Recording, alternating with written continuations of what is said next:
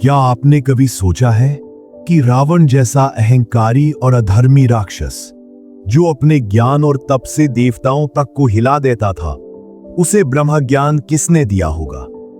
क्या यह संभव है कि जिसे संसार असुरों का राजा कहता है, उसके भीतर भी आत्मा की खोज, मुक्ति की लालसा और ब्रह्म के दर्शन की जिज्ञासा रही हो? रामायण के विशाल सागर में एक रहस्य है जो चुपचाप छिपा बैठा है। रावण का ब्रह्म ज्ञान प्राप्त करना। वह ज्ञान जो आत्मा को ब्रह्म से जोड़ता है, वह ज्ञान जो जन्म मरण के बंधन से मुक्ति दिलाता है। और यह ज्ञान रावण को एक ऐसे व्यक्ति ने दिया जिसे जानकर आप चौंक उठेंगे। रावण का जीवन जितना बाहरी रूप से भोगी और अत्याचारी लगता है, उतना ही भीतर से वह एक साधक, एक ज्ञानी, एक ब्रह्म चिंतक भी था। वह केवल युद्ध नहीं करता था, वह वेदों का प्रकांड पंडित था, संस्कृत का महाग्लाता था और शिव का परम भक्त था। परंतु उसकी आत्मा में एक बेचैनी थी, एक खोज जो उसे अंततः ब्रह्म ज्ञान तक ले गई। उसकी यह खोज तब शुरू हुई जब वह अपने यौवन की ऊंचाइयों पर था, जब लंका स्वर्ण से चमकती थी और रावण के नाम से तीनों लोग कांपते थे। उस समय एक दिन जब उसने कैलाश की ओर ध्यान केंद्रित किया, तो उसका अंतर्मन किसी अनजान आवाज से कांप उठा। वह जानता था शिव के स्वरूप में ही सृष्टि का रहस्य छिपा है, परंतु वह रहस्य उसकी समझ से बाहर था। उसे केवल भक्ति नहीं चाहिए थी, उसे सिद्धि चाहिए थी, ज्ञान चाहिए था, ब्रह्म का साक्षात्कार चाहिए था। रावण ने ब्रह्म ज्ञान प्राप्त करने के लिए घोर तपस्या का मार्ग चुना। उसने समुद्र के किनारे दक्षिण के तट पर एक गुप्त स्थान पर ध्यान लगाया, जहां केवल हवा और उसकी सांसों की आवाज सुनाई देती थी। वर्षों बीते, वह कठोर साधना करता रहा। उसकी आंखों में लपटें थीं, हृदय में तड़प थी और मन में केवल एक प्रश्न, मैं कौन हूं? उसके इस प्रश्न ने अंततः आकाश को कंपा दिया। और जब ब्रह्मांड ने उसकी पुकार सुनी, तब वह अद्भुत क्षण आया। एक दिन तपस्या में लीन रावण के सामने एक प्रकाश प्रकट हुआ। वह कोई साधारण प्रकाश नहीं था, वह दिव्यता से भरा हुआ था। उस प्रकाश से ऐसी शांति निकल रही थी जो स्वयं मृत्यु को भी निशब्द कर दे। रावण ने आंखें खोली। सामने एक तेजस्वी ऋषि खड़े थे। उनके शरीर से प्राचीनता झलक रही थी, परंतु मुख पर बाल सुलभ मुस्कान थी। वहां थे ऋषि वाल्मीकि। जी हाँ, वही वाल्मीकि जिन्होंने रामायण की रचना की, वही जिन्होंने राम को मर्यादा पुरुषोत्तम कहा, वही जिन्होंने रावण को विलेन के रूप में दुनिया के सामने प्रस्तुत किया। वही ऋषि रावण को ब्रह्म ज्ञान देने आए थे। रावण हतप्रभ रह गया। उसने कहा, भगवान, आप तो राम के अनन्य भक्त हैं। आपने मेरी निंदा की है, मेरी पराजय की कथा लिखी है, फिर आप मुझे ब्रह्म ज्ञान क्यों देने आए हैं? वाल्मीकि मुस्कुराए। रावण, मैंने जो देखा वही लिखा, जो सत्य था वही रचा, परंतु तुम भी सत्य के पथ पर हो, आत्मा की खोज में हो, और जहां यह खोज होती है वहां ज्ञान अवश्य पहुंचता है, चाहे वह राम हो या रावण। रावण का हृदय कांप उठा। वह एक क्षण के लिए भूल गया कि वह राक्षसों का सम्राट है।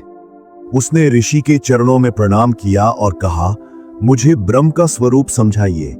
मैं जानना चाहता हूं कि आत्मा कहां से आई और कहां जा रही है। वाल्मीकि ने उसकी ओर देखा और फिर एक लंबी सांस भरकर बोले, तू जानता है रावण, शरीर नश्वर है, परंतु आत्मा अजर, अमर, अनंत है। यह आत्मा ब्रह्म का ही अंश है, जैसे लहर सागर का अंश होती है। ब्रह्म को जाना नहीं जा सकता, केवल अनुभव किया जा सकता है, और वह अनुभव तब होता है जब मैं मिट जाता है। रावण ध्यान से सुनता रहा। ऋषि वाल्मीकि ने उसे अद्वैत वेदांत के गूढ़ रहस्य बताए। उन्होंने बताया कि जब आत्मा अहंग से मुक्त होती है, तभी वह ब्रह्म से एकाकार हो पाती है। रावण की आंखों से अश्रुधाराएं बहने लगी। उसने कहा, तो क्या मेरे समस्त ज्ञान, मेरे युद्ध, मेरी लंका, मेरे तप सब व्यर्थ है यदि मेरे भीतर अहंकार है?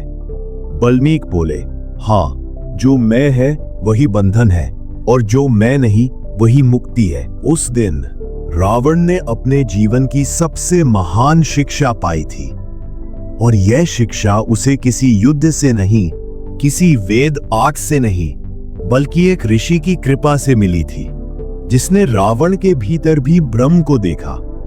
इसके बाद रावण का व्यवहार बदलने लगा। वह अधिक मौन हो गया। उसकी आंखों में अब विजय की चमक नहीं, ज्ञान की शांति दिखती थी। कई वर्षों तक उसने उस ज्ञान का मनन किया, ब्रह्म को जानने का प्रयास करता रहा, और अपने अंत समय में जब राम के हाथों उसकी मृत्यु निकट आई, तब वह ब्रह्म को जान चुका था। मरते हुए उसने लक्ष्मण को वह सभी गूढ़ शिक्षाएं दी जो जीवन और मृत्यु के बीच की रेखा को मिटा देती है। उसने कहा, यदि सीखना है तो शत्रु से भी सीखो। ज्ञान का स्रोत कहीं से भी मिल सकता है, यहां तक कि मुझसे भी।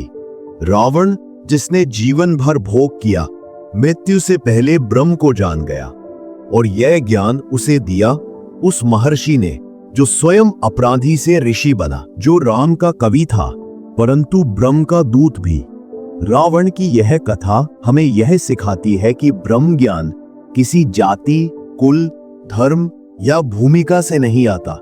वह तब आता है जब आत्मा की प्यास सच्ची हो। अब प्रश्न ये उठता है कि अगर रावण ब्रह्म को जान चुका था, तो फिर उसने मृत्यु का वरण क्यों किया?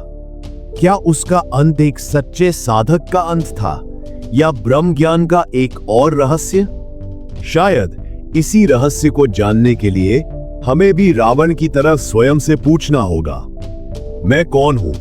अगर आपको यह रहस्यमयी कथा पसंद आई हो, अगर आपने रावण की ब्रह्मलोक यात्रा में वो गहराई महसूस की हो जो आम कहानियों में नहीं मिलती, तो हमारे चैनल रामायण प्रसंग को अभी सब्सक्राइब करें, क्योंकि हम लाते हैं आपके लिए रामायण की वो अनसुनी कहानियां जो आत्मा को स्पर्श करती है। बेल आइकन दबाना न भूलें, ताकि अगली रहस्य गाथा जब भी आए आप सबसे पहले सुने। धन्यवाद। जय श्री राम।